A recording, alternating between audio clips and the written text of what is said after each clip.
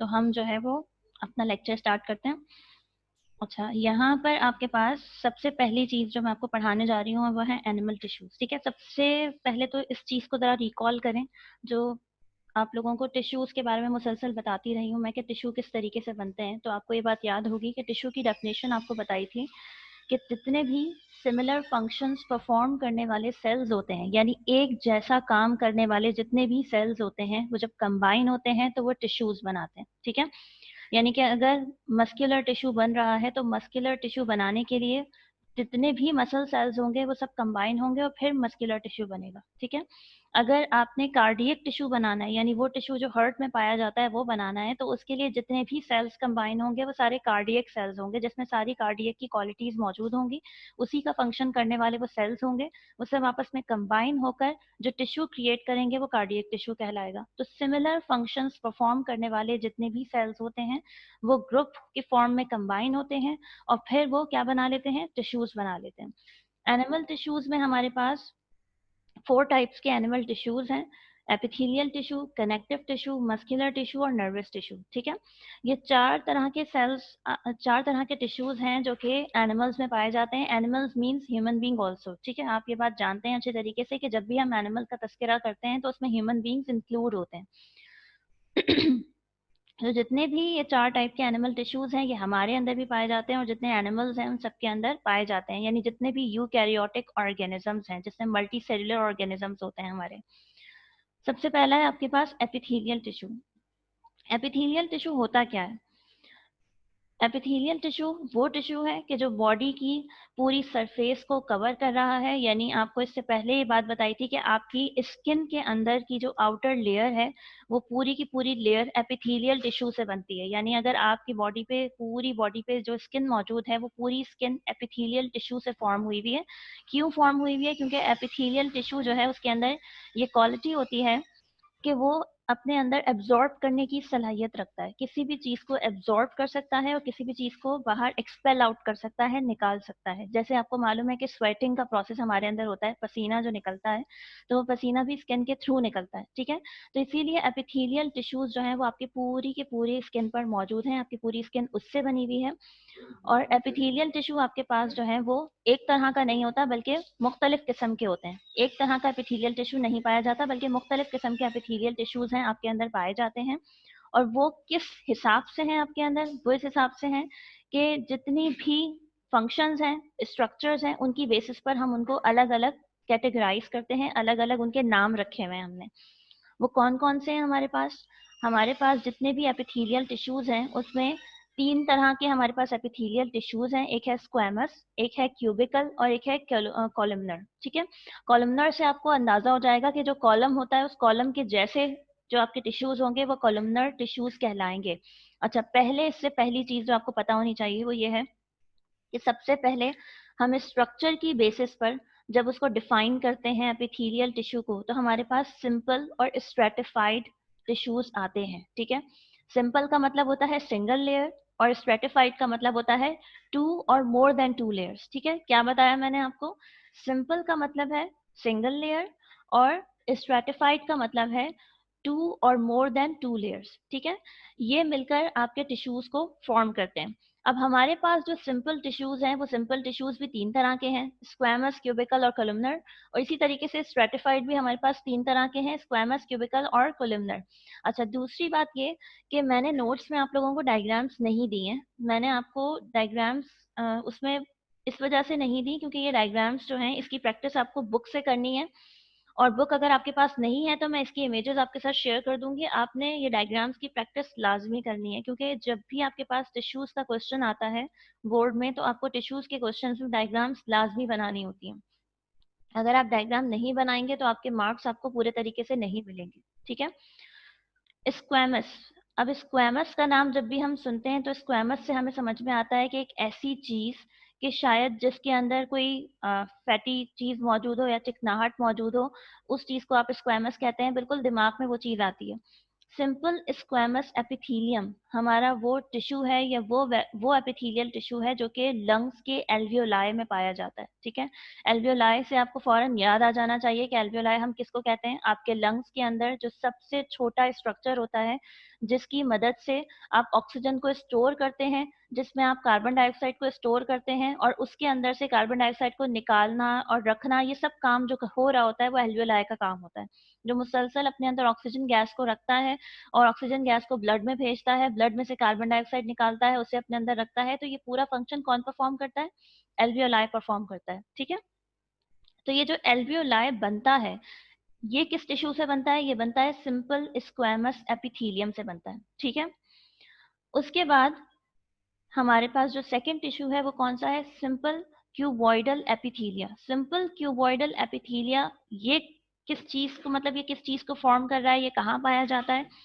हमारे पास जो किडनी में कलेक्टिंग डक्ट होती है, कलेक्टिंग डक्ट यानी कि जब आप किडनी का स्ट्रक्चर देखते हैं तो किडनी के अंदर साइड से एक कलेक्टिंग डक्ट निकल रही होती है जिसके अंदर यूरिन सारा जमा होता है। ठीक है, उस कलेक्टिंग डक्ट का जो ल्यूमेन है, ल्यूमेन का की मीनिंग अपने पास लिख लें। ल्यूमेन का मतलब होता है कैविटी। ठीक है, ल्यूमेन का मतलब होता है कैविटी यानी कि सुराख या पाइप जिसको आप कह सकते हैं। तो कलेक्टिंग डक्ट कैसी होती है? आपके पास पाइप की तरह की होती है, इसीलिए उसको ल्यूमेन कहा गया है। कलेक्टिंग डक्ट का जो ल्यूमेन है जो किडनी के अंदर पाई जाती है वो किस चीज से बनी हुई है? सिंपल क्यूबॉइडल एपिथीलिया से बनी हुई है। और सेम इसी तरीके से जो हमारा थायराइड ग्लैंड है, यानी कि वो ग्लैंड जो कि पिट्यूटरी ग्लैंड के नीचे मौजूद होता है और वो हार्मोन रिलीज करता है, थायराइड हार्मोन, जो कि सबसे इंपॉर्टेंट हार्मोन है आपकी बॉडी के अंदर, बहुत सारे फंक्शंस परफॉर्म करता है ये हार्मोन और बॉडी के बहुत सारे फंक्शंस को कंट्रोल करके रखता है। तो ये हार्मोन रिलीज करने के लिए जो ग्लैंड आपका बनता है, तैयार होता है, वो भी किससे तैयार होता है? सिंपल क्यूबॉइडल एपिथीलिया से तैयार होता है। ठीक है, यहाँ तक मेरी बात समझ में आई है? तमाम स्टूडेंट्स को मेरी बात क्लियर है? एक दफा और रिपीट कर देती हूँ ताकि आप लोगों को क्लियर हो जाए मेरी बात। देखें, सबसे पहली चीज जो मैंने आपको बताई कि आपका जो एनिमल टिश्यू है उसका सबसे पहला टिश्यू कौन सा है? एपिथेलियल टिश्यू है। ठीक है, एपिथेलियल टिश्यू वो टिश्यू है कि जो बॉडी की लाइनिंग्स को बनाता है, यानी कि बॉडी की स्किन बनाता है। अब वो स्किन सिर्फ आपके ऊपर की स्किन ही नहीं है बल्कि आपके अंदर बॉडी में जितने ग्लैंड्स मौजूद हैं उनकी भी जो स्किन तैयार हो रही है वो किससे तैयार हो रही है? एपिथेलियल टिश्यू से तैयार हो रही है। ठीक है, एपिथेलियल टिश्यू क्या बना रहा है? स्किन की फॉर्मेशन कर रहा है या फिर कोई भी ऐसी चीज जिसके अंदर एब्जॉर्प्शन का काम हो रहा हो या कोई चीज निकालने का काम हो रहा हो, तो वो सारा काम परफॉर्म करने वाली जितनी भी चीजें हैं उनकी लाइनिंग किससे तैयार होती है? एपिथेलियल टिश्यू से। जैसे एग्जाम्पल के तौर पे यहाँ इन्होंने स्मॉल इंटेस्टाइन का नाम लिखा हुआ है। स्मॉल इंटेस्टाइन क्या है आपके पास? आप जानते हैं अच्छे तरीके से, हमारे पास दो तरह की इंटेस्टाइन्स होती हैं, स्मॉल इंटेस्टाइन और लार्ज इंटेस्टाइन। स्मॉल इंटेस्टाइन के अंदर भी एब्जॉर्प्शन का काम हो रहा होता है, यूरिन फॉर्मेशन का काम हो रहा होता है, तो उसकी लाइनिंग भी एपिथेलियल टिश्यू से तैयार होती है। अब एपिथेलियल टिश्यू हमारे पास फंक्शंस और लोकेशंस के हिसाब से मुख्तलिफ टाइप्स में डिवाइड हो जाता है, यानी उसके खास फंक्शंस हैं और उसकी खास लोकेशन है। लोकेशन का मतलब ये होता है कि किसी खास जगह पर मौजूद होना। तो ये चीज तैयार होने के लिए मतलब इसको डिवाइड हम करते हैं इस चीज की बेसिस पर, लोकेशन और फंक्शन की बेसिस पर। अब हमारे पास लोकेशन और फंक्शन की बेसिस पर दो तरह के पहले तो सेल टिश्यूज आ जाएंगे, टाइप्स आ जाएंगी। पहली है हमारे पास टाइप सिंपल और दूसरी है हमारे पास स्ट्रेटिफाइड। ठीक है, सिंपल कैसी होती है? सिंगल लेयर, और stratified multiple layers. Multiple means ये कि दो या दो से ज्यादा जो लेयर्स होंगी वो स्ट्रेटिफाइड कहलाएंगी। ठीक, उसके बाद जब हम बात करते हैं फंक्शन के हिसाब से, तो फंक्शन में हमारे पास सबसे पहले स्क्वैमस है, फिर क्यूबिकल है और फिर कॉलमनर है। स्क्वैमस एपिथेलियम में हमारे पास क्या होता है? सिंपल स्क्वैमस एपिथेलियम हमारे लंग्स के एल्वियोलाई में पाया जाता है, यानी कि हमारे लंग्स का जो एल्वियोलाई बनता है वो सिंपल स्क्वैमस एपिथेलियम से बनता है, जो कि गैसेस के एक्सचेंज करने का काम करता है, यानी कि कार्बन डाइऑक्साइड को निकालना और ऑक्सीजन गैस को अपने अंदर स्टोर करना, ये सारा काम करने की जिम्मेदारी स्क्वैमस एपिथेलियम की होती है, जो कि एल्वियोलाई को फॉर्म कर रहा होता है। दूसरा हमारे पास क्या है? Simple cuboidal एपिथीलिया। Simple cuboidal epithelia कहाँ पाया जाता है? ये पाया जाता है आपकी किडनी की कलेक्टिंग डक्ट में। और उसके लिए मैंने आपको बताया कि जो यहाँ ल्यूमेन का वर्ड यूज हुआ है, इस ल्यूमेन का मतलब होता है कैविटी। ठीक है, तो आपकी कलेक्टिंग डक्ट का जो ल्यूमेन है जो कि किडनी में पाई जाती है, उसके अंदर वो जो बनता है वो सिंपल क्यूबॉइडल एपिथीलिया से बनता है। और सेम इसी तरीके से आपकी बॉडी में जो मास्टर ग्लैंड के नीचे एक ग्लैंड होता है, थायराइड ग्लैंड, जो कि बहुत इंपॉर्टेंट ग्लैंड है आपका, उसके जो लाइनिंग बनती है उसकी लाइनिंग भी किससे तैयार होती है? सिंपल क्यूबॉइडल एपिथीलिया से तैयार होती है। ठीक है, उसके बाद हमारे पास जो तीसरी टाइप है वो क्या है? Simple columnar एपिथीलिया। सिंपल कॉलमनर एपिथीलिया जो है वो कहाँ पाया जाता है? वो फीमेल रिप्रोडक्टिव सिस्टम में पाया जाता है और डाइजेस्टिव ट्रैक्ट में पाया जाता है। फीमेल रिप्रोडक्टिव सिस्टम में कहाँ पाया जाता है? डाइजेस्टिव ट्रैक्ट के अंदर पाया जाता है। उसके बाद हमारे पास है स्ट्रैटिफाइड एपिथीलिया। स्ट्रैटिफाइड एपिथीलिया मैंने अभी ऊपर बताया आपको कि मोर देन वन लेयर, यानी कि दो या दो से ज्यादा लेयर्स जो जिस टिश्यू के अंदर होती हैं, उस टिश्यू को आप स्ट्रैटिफाइड एपिथीलिया कहते हैं। अच्छा, यहाँ पर एक वर्ड और लिखा हुआ है विद के stratified epithelia consists of more than one layer of cells and only one layer is in direct contact with the basement layer. इस बेसमेंट लेयर का मतलब क्या है? पहले तो आप इस डायग्राम को गौर से देखें। आपके पास जो सिंगल लेयर थी, सिंगल स्क्वैमस एपिथीलियम थी, उस सिंगल स्क्वैमस एपिथीलियम में एक ही लेयर है जिस लेयर का टॉप और बॉटम मौजूद है, ठीक है। यानी कि एक हिस्सा जो है, एक हिस्से को टॉप हिस्सा कवर कर रहा है, या फिर एक साइड जो है वो टॉप हिस्से की तरफ मौजूद है, ऊपर के हिस्से की तरफ मौजूद है, और पीछे वाला जो हिस्सा है उसकी तरफ दूसरी साइड मौजूद है। जबकि अगर आप स्ट्रेटिफाइड में चेक करें तो जो आपकी टॉप मोस्ट लेयर है उसका एक हिस्सा किसी एक चीज को फेस कर रहा है और पीछे वाली चीज को फेस करने के लिए सबसे लास्ट वाली लेयर आपके पास मौजूद है, ठीक है। इस लास्ट वाली लेयर को आप बेसमेंट लेयर कहते हैं। ऊपर वाली लेयर को आप टॉप लेयर कहते हैं और नीचे वाली सबसे लास्ट लेयर को आप बेसमेंट लेयर कहते हैं, ठीक है। इस चीज की बात उन्होंने आपसे की है कि इसके अंदर क्या होता है आपके पास स्ट्रेटिफाइड एपिथीलिया में, कि आपके पास जो पहली वाली लेयर है वो एक अलग चीज को कवर कर रही होती है, एक अलग चीज को फेस कर रही होती है, जबकि जो लास्ट वाली लेयर है वो एक बिल्कुल मुख्तलिफ चीज को फेस कर रही होती है। इसी वजह से आप इसको स्ट्रेटिफाइड एपिथीलिया कहते हैं कि इसके अंदर टॉप लेयर और बॉटम लेयर अलग अलग होती है, ठीक है। यहाँ तक मेरी बात समझ में आई है या नहीं समझ में आई? स्ट्रेटिफाइड एपिथीलिया का मतलब ये है कि वो लेयर जो एक या एक से दो या दो से ज्यादा लेयर से बना हुआ आपके पास टिश्यू हो, उसको आप स्ट्रेटिफाइड एपिथीलिया कहते हैं। और वो टिश्यू जिसकी टॉप लेयर किसी और चीज को कवर कर रही हो और लास्ट वाली लेयर बेसमेंट मेम्ब्रेन जो है इसकी वो किसी और चीज से कांटेक्ट में हो, तो उस चीज को आप क्या कहते हैं? स्ट्रेटिफाइड एपिथीलिया कहते हैं। उसके बाद है आपके पास stratified squamous epithelia. Stratified squamous epithelia कहाँ है? ये स्किन में पाया जाता है, लेकिन ये किसके साथ होता है? डेड सेल्स के साथ होता है। डेड सेल्स कौन से हैं? क्रेटेनाइज्ड सेल्स, यानी जिनको प्रोटीन सेल्स भी कहा जाता है। ये जो क्रेटेनाइन है ये आपका प्रोटीन है, ठीक है। ये स्किन में पाए जाते हैं और ये काम क्या कर रहे हैं? ये काम कर रहे हैं कि ये जितना भी वाटर और न्यूट्रिएंट लॉस है उससे बचाते हैं, उसके अगेंस्ट काम करते हैं। यानी कि ये पूरी कोशिश करते हैं कि आपकी बॉडी का जो न्यूट्रिएंट है वो जाया ना हो। यानी कि जब हमें बहुत ज्यादा स्वेटिंग होती है तो हमें स्वेटिंग में ये नहीं होता कि हमारी बॉडी का जितना वाटर या जितना न्यूट्रिएंट है सबका सब बह जाए, ऐसा नहीं होता। ये बहुत हद तक कंट्रोल करके रखते हैं कि हमारी बॉडी से वाटर लॉस कम हो स्किन के जरिए और न्यूट्रिएंट लॉस कम हो, ठीक है। उसके बाद है हमारे पास stratified cuboidal epithelia. Stratified cuboidal epithelia कहाँ पर मौजूद होता है? ये जो आपकी बॉडी में जितने ग्लैंड्स मौजूद हैं उन तमाम ग्लैंड्स की डक्ट्स के सराउंडिंग में होता है, ठीक है। डक्ट किसको कहते हैं आप? कोई भी ग्लैंड है, जैसे फर्ज करें पैंक्रियाज है आपके पास, पैंक्रियाज भी एक ग्लैंड है। ग्लैंड उस चीज को कहते हैं जो कि हार्मोन रिलीज करता हो, और हमारे अंदर चार तरह के ग्लैंड्स पाए जाते हैं। नंबर वन है हमारा पिट्यूटरी ग्लैंड, जो कि हार्मोन्स को समझ लें कंट्रोल, तमाम ग्लैंड्स को कंट्रोल करता है, इसीलिए उसको मास्टर ग्लैंड कहा जाता है। जब आप चैप्टर पढ़ेंगे हार्मोन्स के हवाले से, जब आप चैप्टर पढ़ेंगे तो तब आप इन तमाम ग्लैंड्स का तस्करा आपके सामने उस वक्त मैं करूंगी। सबसे पहला है आपके पास पिट्यूटरी ग्लैंड, दूसरा है आपके पास थायराइड ग्लैंड, तीसरा है आपके पास एड्रीनल ग्लैंड, और चौथा आपके पास एक और होता है। अच्छा, ये जो ग्लैंड्स हैं आपके पास, इन ग्लैंड्स के साथ डक्ट मौजूद होती है जो, और चौथा आपके पास पैंक्रियाज होता है, ठीक है। ये जो चार ग्लैंड्स हैं ये चारों के चारों ग्लैंड्स रिस्पॉन्सिबल हैं कि ये हार्मोन रिलीज करते हैं, वो हार्मोन जो आपकी बॉडी में बहुत इंपॉर्टेंट फंक्शंस परफॉर्म कर रहे हैं और पूरी बॉडी की तमाम चीजों को कंट्रोल कर रहे हैं, ठीक है। इन तमाम ग्लैंड्स की जो डक्ट्स हैं, यानी इनके जो पाइप हैं, उन पाइप्स के अंदर कौन से टिश्यूज पाए जाते हैं? स्ट्रेटिफाइड क्यूबॉइडल एपिथीलिया पाए जाते हैं, ठीक है। और उसके अलावा जो मैमरी ग्लैंड होता है जो कि हर फीमेल में पाया जाता है, उस मैमरी ग्लैंड के अंदर या सलेवरी ग्लैंड के अंदर भी जो सेल्स मौजूद हैं या जो टिश्यूज जो इस चीज को बना रहे हैं, वो टिश्यूज आपके स्ट्रेटिफाइड क्यूबॉइडल एपिथीलिया कहलाते हैं, ठीक है। तीसरा है आपके पास स्ट्रेटिफाइड कोल्यूमनर एपिथेलिया। स्ट्रेटिफाइड कोल्यूमनर एपिथेलिया जो है वो बहुत ही रेयर है, यानी कि इसकी जरूरत नहीं पड़ती हमें, लेकिन ये कहीं कहीं मौजूद होता है। और ये कहाँ होता है? ये रिप्रोडक्टिव सिस्टम के बहुत से ऑर्गन्स में पाया जाता है। रिप्रोडक्टिव सिस्टम में जब भी आप बात करते हैं तो हमारे पास रिप्रोडक्टिव सिस्टम में फीमेल में ओवरी की बात आती है और मेल में टेस्टिस की बात आती है, ठीक है। ये दोनों रिप्रोडक्टिव सिस्टम्स के ऑर्गन्स हैं, मेन ऑर्गन्स। तो इनके जो टिश्यूज बनते हैं वो किससे बनते हैं? स्ट्रेटिफाइड कोल्यूमनर एपिथेलिया से बनते हैं, ठीक है।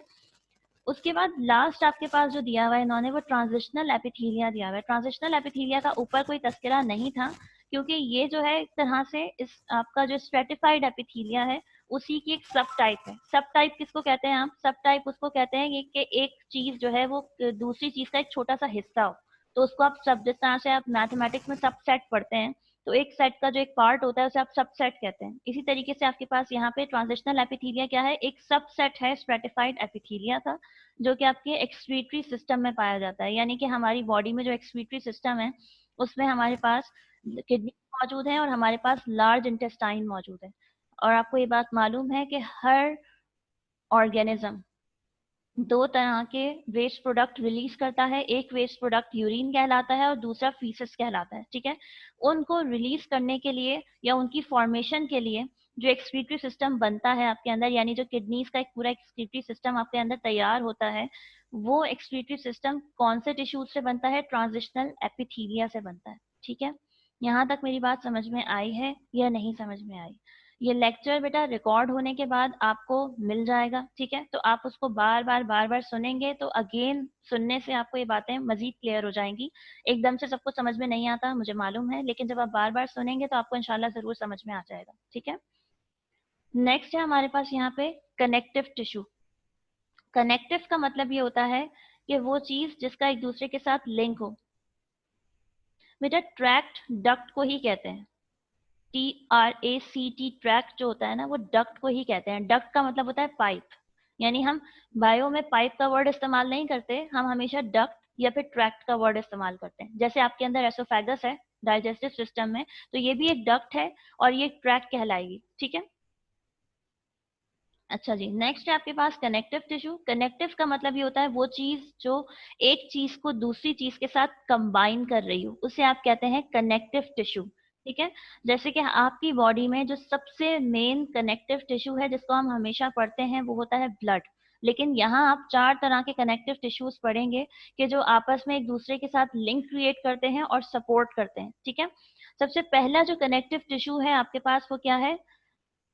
कार्टिलेज है। अब कार्टिलेज क्या होता है? हमारी पूरी बॉडी जो बनी हुई है वो बोन्स से बनी हुई है और बोन्स बहुत ही हार्ड होती हैं, ये बात आप जानते हैं अच्छे तरीके से कि बोन्स एक हार्ड स्ट्रक्चर है। लेकिन कार्टिलेज भी एक तरह की बोन है जो कि सॉफ्ट बोन कहलाती है, फ्लेक्सिबल होती है और सॉफ्ट बोन होती है, ठीक है। जैसे कि हम जो है वो जब मुर्गी का गोश्त इस्तेमाल करते हैं तो उस मुर्गी के गोश्त में एक खास जो है वो बोटी होती है जिसके साथ कार्टिलेजिनस बोन लगी हुई होती है, जैसे लोग अक्सर खाना पसंद करते हैं, बहुत सॉफ्ट सी बोन होती है जो अक्सर लोगों को पसंद होती है, खाना अच्छी लगती है, वो कार्टिलेज कहलाती है, ठीक है। और अगर हम अपनी एग्जाम्पल लें तो हमारी एग्जाम्पल में जो हमारा एयर है, हमारा कान है, उस कान का जो पिना है, पिना किसको कहते हैं आप? जो आपके कान का ये राउंड वाला शेप होता है ना, इस राउंड शेप को आप पिना कहते हैं, ठीक है। इसकी जो बोन बनी हुई है ये बोन आपकी कार्टिलेजिनस बोन कहलाती है। इसी वजह से आप कान को टर्न भी कर सकते हैं, मोड़ सकते हैं, जबकि आप अपने हाथ के साथ ऐसा नहीं कर सकते कि आप अपना हाथ जो है वो दरमियान में से मोड़ दें कहीं से भी, ऐसा नहीं हो सकता, ठीक है। क्योंकि आपका हाथ जो है उसके अंदर जो बोन है इस्तेमाल हुई है वो एक हार्ड बोन इस्तेमाल हुई है, और आपके कान में जो बोन इस्तेमाल हुई है वो कार्टिलेजिनस बोन इस्तेमाल हुई है, ठीक है। अच्छा, ये जो कार्टिलेजिनस बोन यहाँ पर मौजूद है तो ये किस तरह की होती है? फ्लेक्सिबल मैट्रिक्स से बनी हुई होती है और सेमी सॉलिड होती है। सेमी सॉलिड का मतलब ये कि है तो सॉलिड लेकिन बिल्कुल सॉलिड की तरह टाइटली पैक्ड नहीं है। और फ्लेक्सिबल मैट्रिक्स का मतलब ये होता है एक ऐसी चीज, मैट्रिक्स हम उस चीज को कहते हैं जो चीज अपनी पोजीशन चेंज कर सके, अपना स्ट्रक्चर चेंज कर सके, ठीक है। कनेक्टिव टिश्यू है हमारे पास दूसरा, वो है बोन, ठीक है। अब बोन क्या है आपके पास? बोन एक ऐसा कनेक्टिव टिश्यू है कि जो पूरी बॉडी के अंदर आपके पास मौजूद है, यानी कि आपकी पूरी बॉडी का जो स्ट्रक्चर तैयार हुआ हुआ है वो किससे तैयार हुआ हुआ है? स्केलेटन से तैयार हुआ हुआ है। और वो जो स्केलेटन आपके अंदर का है वो किससे बनता है? वो बोन से बनता है, ठीक है। बोन्स आपकी कॉम्पैक्ट भी होती हैं और स्पंजी भी होती हैं। यानी कि स्पंजी में आपके पास जो ऊपर कार्टिलेजिनस बोन आ गई है उसको आप स्पंजी कह सकते हैं। और कॉम्पैक्ट का मतलब ये होता है डेंस, कंडेंस, जिस तरह की आपके हाथ में पैर में बोन्स पाई जाती हैं, इस तरह की बोन को आप कॉम्पैक्ट बोन कहते हैं। अच्छा, यहाँ दो चीजों के नाम लिखे हुए हैं जो आपको थोड़ा सा परेशान करेंगे। एक लिखा हुआ है ऑस्टियोब्लास्ट और दूसरा लिखा हुआ है ऑस्टियोसाइट। ऑस्टियोब्लास्ट और ऑस्टियोसाइट सेल्स हैं, ये वो सेल्स हैं जो कि बोन बनाते हैं। ठीक है, मैंने आपसे क्या कहा था कि सिमिलर फंक्शन परफॉर्म करने वाले सेल्स मिलकर टिश्यू फॉर्म करते हैं। तो बोन एक टिश्यू है, कनेक्टिव टिश्यू। इसको बनाने के लिए जो सेल्स यहाँ पर इस्तेमाल होते हैं वो कौन कौन से सेल्स होते हैं? ऑस्टियोब्लास्ट सेल्स और ऑस्टियोसाइट सेल्स। ठीक है, ये नाम है उनके, जो कि बोन सेल्स कहलाते हैं। उसके बाद आपके पास तीसरा है एडिपोज। अब एडिपोज सपोर्टिंग कनेक्टिव टिश्यू कहलाता है आपका, और ये एक तरह से आपकी बॉडी का फैट है, यानी कि पूरी बॉडी का जो फैट है उसको आप बायोलॉजिकल लैंग्वेज में एडिपोज कहते हैं। हमारी बॉडी जो है उसका 20 to 25% जो फैट जिससे हमारी पूरी बॉडी बनी हुई है, यानी कि एक हेल्दी पर्सन में तकरीबन 20 से 25% फैट मौजूद होना बहुत जरूरी है। ठीक है, जिससे आपकी पूरी बॉडी जो है वो एक फ्लेक्सिबिलिटी में रहती है, आपकी पूरी बोन्स जो है वो सही तरीके से मूव कर पाती हैं। तो वो 20 to 25% फैट हम सब में होना बहुत जरूरी है अगर हम हेल्दी हैं तो।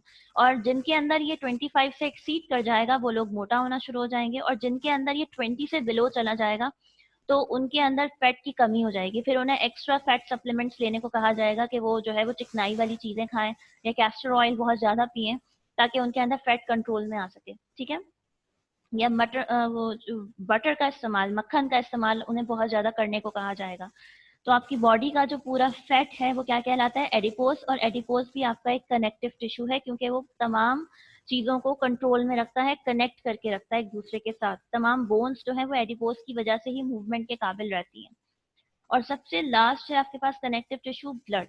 ठीक है, और ब्लड आप जानते हैं कि आपकी पूरी बॉडी में ऊपर से लेकर नीचे तक ट्रेवल करता रहता है, न्यूट्रिएंट्स को पहुंचाने की जिम्मेदारी ब्लड की होती है। और ये एक फ्लूइड है, इसी वजह से इसको आप कनेक्टिव टिश्यू कहते हैं, क्योंकि ये भी बॉडी के हर पार्ट को आपस में कनेक्ट कर रहा है। ठीक है, थर्ड टिश्यू जो आपके पास है यहाँ पर वो कौन सा टिश्यू है? Muscle tissue. मसल टिश्यू यानी कि वो टिश्यू जो कि पूरी बॉडी के मसल्स को फॉर्म कर रहा है। आपको मैंने ये बात लास्ट टाइम लेक्चर में बताई थी कि हमारी बॉडी जो है उसके अंदर समझ लें तकरीबन 70 to 80% पार्ट जो है वो प्रोटीन से बना हुआ है। ठीक है, क्यों? क्योंकि हम ये बात जानते हैं कि हमारी पूरी बॉडी में हर जगह गोश्त मौजूद है, मसल्स मौजूद है। तो ये मसल्स हैं, ये किससे बनते हैं? ये प्रोटीन से बनते हैं। इसीलिए हमारी बॉडी में हमारे हर सेल में प्रोटीन सिंथेसिस का काम चल रहा होता है। अब ये जो मसल टिश्यूज हैं ये हमारे पास तीन तरह के हैं, यानी ये भी एक तरह के नहीं होते, तीन तरह के होते हैं। सबसे पहले है कार्डियक, फिर है स्मूथ और फिर है स्केलेटल। स्केलेटल मसल्स कैसे होते हैं? स्केलेटल मसल्स का स्ट्रक्चर यहाँ नीचे बना हुआ है आपके सामने, ये रहा स्केलेटल मसल्स। ठीक है, स्केलेटल और कार्डियक ये दोनों मसल्स जो हैं आपके वो स्ट्रेटेड मसल्स कहलाते हैं। स्ट्रेटेड का मतलब होता है स्ट्राइप्ड। स्ट्राइप्ड मींस लाइनें, जिनके ऊपर लाइनें बनी हुई होती हैं। यानी कि मैं अगर आप जो है वो हम नॉर्मली जो गोश्त खाते हैं, गाय का गोश्त खा रहे हैं या मुर्गी का गोश्त खा रहे हैं, तो उसको बॉईल करने के बाद जब हम तोड़ते हैं तो लंबी लंबी लाइनों की फॉर्म में वो रेशा रेशा हो जाता है। ठीक है, रेशा क्यों हो जाता है? इसलिए हो जाता है क्योंकि वो स्ट्राइप्ड है। ठीक है, स्ट्राइप्ड मसल्स हैं, इसी वजह से वो रेशा रेशा इजीली हो जाता है। ठीक है,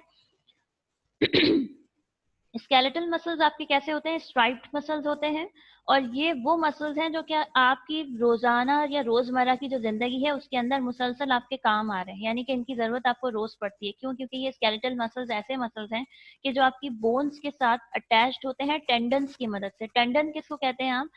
यानी कि टेंडन आप एक तरह से इस तरह कह सकते हैं कि जब आप किसी भी चीज को बनाते हैं तो सपोर्ट करने के लिए अगर आप किसी रस्सी से या किसी धागे से उसको बांध रहे हैं, तो वो जो धागा या रस्सी है जो उसको होल्ड करके रखती है, खींच के रखती है, उस चीज को आप टेंडन कहते हैं। आपकी बॉडी के अंदर जो पूरा स्केलेटन है उस स्केलेटन के साथ मसल्स अटैच्ड हुए हैं। ठीक है, अब वो मसल्स जो अटैच्ड हुए हुए हैं, तो उन मसल्स को अटैच करने के लिए छोटी छोटी सी लाइनिंग होती है जो स्केलेटन के साथ कंबाइन हुई हुई होती है, जो मूवमेंट में हेल्प करती है, स्ट्रेचेबल होती है, उसको आप टेंडन कहते हैं।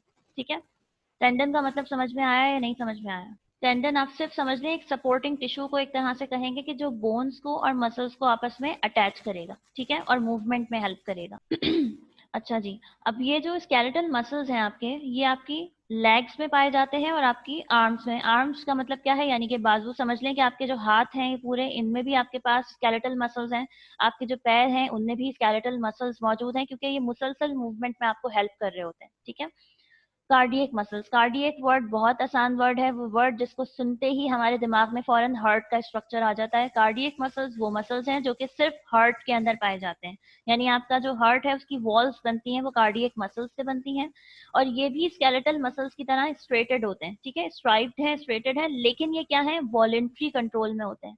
ये वॉलेंट्री कंट्रोल में नहीं होते, इनवॉलेंट्री मसल्स होते हैं, ठीक है। अच्छा, इनवॉलेंट्री और वॉलेंट्री क्या है ये बता दूं मैं आपको। इनवॉलेंट्री का मतलब ये होता है कि वो जिसको काम करने के लिए आपकी मदद की या आपके ऑर्डर की जरूरत नहीं है। यानी कि आप अगर दिल से कहेंगे कि धड़कना शुरू हो जाओ तो वो धड़कना शुरू हो जाएगा, आप कहेंगे अभी रुक जाओ तो वो रुक जाएगा, ऐसा नहीं होता। हार्ट अपनी मर्जी से सारा काम कर रहा होता है, ठीक है। तो इसीलिए इसको आप कहते हैं कि ये क्या है, आपका इनवॉलेंट्री एक्शन परफॉर्म करता है।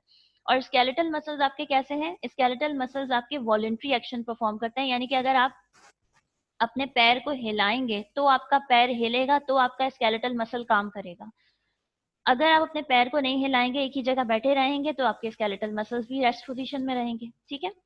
थर्ड है आपके पास स्मूथ मसल्स। स्मूथ मसल्स कैसे होते हैं, स्मूथ मसल्स भी आपके पास जो है वो स्मूथ मसल्स आपके जो है वो स्ट्राइप्ड फॉर्म में नहीं होते, ठीक है। यानी कि इसके अंदर लाइनें नहीं बनी हुई होती हैं। और स्मूथ मसल्स कहाँ पाए जाते हैं, ये आपके ब्लड वेसल्स जो हैं उनको फॉर्म कर रहे हैं, या आपके डाइजेस्टिव ट्रैक्ट को फॉर्म कर रहे हैं, या आपके यूट्रस को फॉर्म कर रहे हैं। यूट्रस जो है सिर्फ फीमेल्स में पाया जाता है, मेल में नहीं होता। यूरिनरी ब्लैडर को फॉर्म कर रहे हैं। और भी बॉडी के जितने भी इंटरनल स्ट्रक्चर्स हैं हमारे, वो सारे इंटरनल स्ट्रक्चर्स स्मूथ मसल्स से बनते हैं, ठीक है। स्मूथ मसल्स आपके अनस्ट्राइड है, अनस्ट्रेटेड है, और ये आपके जो है वो इनवॉलेंट्री होते हैं। इनवॉलेंट्री का मतलब ये होता है कि आपके कॉन्शियस कंट्रोल में नहीं है, यानी बिल्कुल कार्डियक मसल्स की तरह इनवॉलेंट्री है ये। यानी कि ये अपनी मर्जी से काम करते हैं। आप अब डाइजेस्टिव सिस्टम को आप ये नहीं कह सकते कि मेरा खाना जो है वो इतने बजे हजम करना, इसके बाद मेरे खाने को हजम मत करना, ऐसा नहीं होता, ठीक है। आपका डाइजेस्टिव सिस्टम अपनी मर्जी से काम कर रहा है, आपका ब्रेन अपनी मर्जी से काम कर रहा है, आपकी जो किडनीज हैं वो अपनी मर्जी से काम कर रही हैं। आप अपनी किडनी को नहीं कहते कि तुमने इस वक्त यूरिन बनाना, इस वक्त यूरिन नहीं बनाना। इसीलिए ये सारे के सारे क्या कहलाते हैं आपके, ये सब आपके इनवॉल्यूंट्री कहलाते हैं, ठीक है। ये बात मेरी यहाँ तक क्लियर है। नेक्स्ट है आपके पास नर्वस टिश्यू, जो कि लास्ट है। ये नर्वस टिश्यू क्या है, नर्वस टिश्यू वो टिश्यू है जो कि आपकी बॉडी में, आप ये बात जानते हैं, ब्रेन मौजूद है, जो कि क्या काम कर रहा होता है, आपकी बॉडी के तमाम जो फंक्शंस चल रहे हैं उन तमाम फंक्शंस को ऑर्डर देना, उन्हें कंट्रोल करके रखना कि कौन सा काम किस वक्त होना है। ये सारे कामों की जिम्मेदारी किसके ऊपर होती है, ब्रेन के ऊपर होती है, ठीक है। और ब्रेन जो सोच रहा होता है, उसी सोचने समझने की वजह से आप भी सारे काम कर रहे होते हैं। यानी कि अगर आपका ब्रेन आपको ऑर्डर नहीं देगा तब तक आप कोई फंक्शन परफॉर्म नहीं करेंगे। आपका जो नर्वस टिश्यू है वो जिस सेल से बनता है उस सेल को आप न्यूरॉन कहते हैं, ठीक है। नर्वस टिश्यू बनाने के लिए जो एक तरह के सेल्स इस्तेमाल किए जाते हैं जो सेम फंक्शन परफॉर्म करते हैं, उन्हें न्यूरॉन्स कहा जाता है। नर्वस टिश्यूज कहाँ कहाँ पाए जाते हैं, ब्रेन में होते हैं, स्पाइनल कॉर्ड में होते हैं, और नर्व्स में होते हैं, ठीक है। अच्छा, ये क्या काम कर रहे हैं, ये आपके मसल्स की कॉन्ट्रैक्शन को जो है कंट्रोल करके रखते हैं, आपके इमोशंस को कंट्रोल करके रखते हैं। इमोशंस का मतलब ये हुआ कि यानी जो भी हमारे अंदर इमोशंस, जो फीलिंग्स हमारे अंदर आती हैं वो सब ब्रेन की वजह से आती हैं, उन्हें ब्रेन कंट्रोल करके रखता है। हमारी मेमोरी को ब्रेन कंट्रोल करके रखता है। और रीजनिंग का मतलब क्या है, रीजनिंग का मतलब ये है कि यानी अगर हम कुछ सोच रहे हैं या हम कुछ समझने की कोशिश कर रहे हैं, तो वो सोचने समझने का काम भी कौन कर रहा है, वो काम भी आपका नर्वस टिश्यू कर रहा होता है, आपका ब्रेन कर रहा होता है, ठीक है।